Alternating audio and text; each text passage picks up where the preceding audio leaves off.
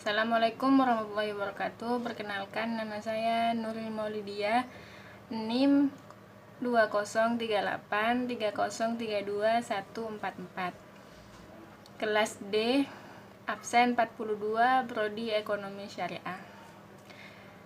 Saya akan menjelaskan sekilas tentang akhlak. Akhlak adalah kejiwaan seseorang yang mendorong untuk melakukan perbuatan-perbuatan tanpa mempertimbangkan lebih dahulu. Akhlak itu ruang lingkupnya diantaranya akhlak kepada Allah, akhlak kepada diri sendiri, akhlak kepada keluarga, akhlak kepada tetangga, akhlak dalam kepemimpinan, dan yang terakhir akhlak terhadap alam atau lingkungan. Ada dua macam akhlak, yaitu akhlak terpuji dan akhlak tercela. Kita mau milih yang mana ya, tergantung pembentukan diri kita. Pembentukan diri kita tuh akan memilih yang akhlak terpuji atau sebaliknya itu akhlak tercela. Sedangkan faktor yang mempengaruhi pembentukan diri itu ada 3, yaitu nativisme. Nativisme ini yaitu faktor yang biasanya meliputi kecenderungan, bakat, akal, dan lain-lain. Biasanya kemampuan ini tuh tertanam sejak kita sudah lahir. Dan yang kedua, empirisme. Empirisme ini yaitu faktor pembentukan diri yang biasanya terpengaruhi oleh faktor eksternal seperti lingkungan sosial, pendidikan, dan pembinaan. Yang ketiga yaitu konvergensi. Konvergensi ini yaitu faktor pembentukan diri yang biasanya terpengaruhi oleh faktor internal eksternal. Gambaran Allah terhadap ekstensi manusia dalam Al-Quran yaitu tentang makhluk manusia merupakan makhluk yang tercela atau terpuji. Dalam Al-Quran surat At-Tin ayat 4, Allah berfirman, Bismillahirrahmanirrahim, laqad khalaqnal insana fi ahsani taqwim, yang mana artinya adalah sesungguhnya kami telah menciptakan manusia dalam bentuk yang sebaik-baiknya.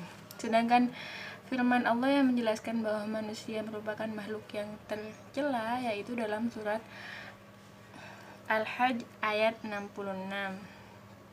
yang berbunyi, Bismillahirrahmanirrahim, Innal insana lakafur, yang artinya sesungguhnya manusia itu benar-benar sangat mengingkari nikmat.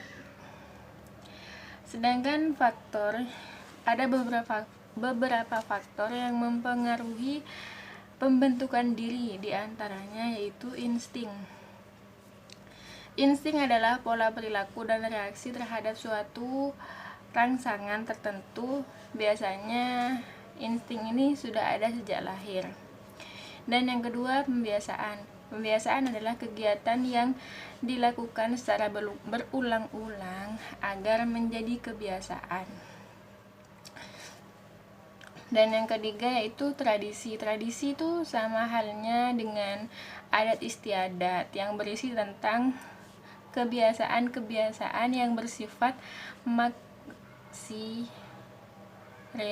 religius. Sedangkan yang keempat yaitu suara hati. Suara hati adalah keputusan praktis akal, yaitu keputusan praktis akal budi dalam menjalankan atau menolak sesuatu.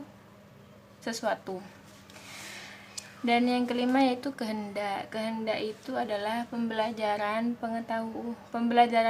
yang meliputi pengetahuan yang diturunkan dari generasi sebelumnya.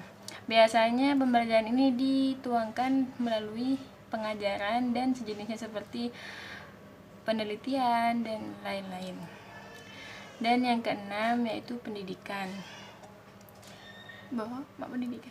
Yang ketujuh yaitu pola dasar atau bawaan. Biasanya seperti turunan emosi. Bila keluarganya memiliki emosi yang tinggi, biasanya turun kepada anak, atau orang tua itu memiliki sifat yang tercela bisa saja turun kepada anak, atau sebaliknya sifat orang tuanya itu terpuji, maka bisa saja turun ke anaknya, jadi anaknya bisa memiliki sifat yang terpuji.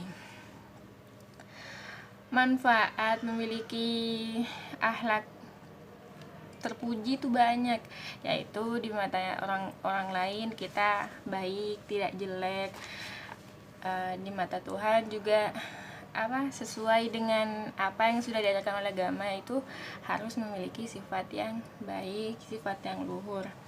Sedangkan apabila kita memiliki sifat tercela, maka akan tercap di pikirannya orang yang saat pertama kali ketemu kita, wah orang itu ternyata nggak baik ya akhlaknya, jangan sampai dah anak kita atau keluarga kita atau siapapun itu berteman dengan dia.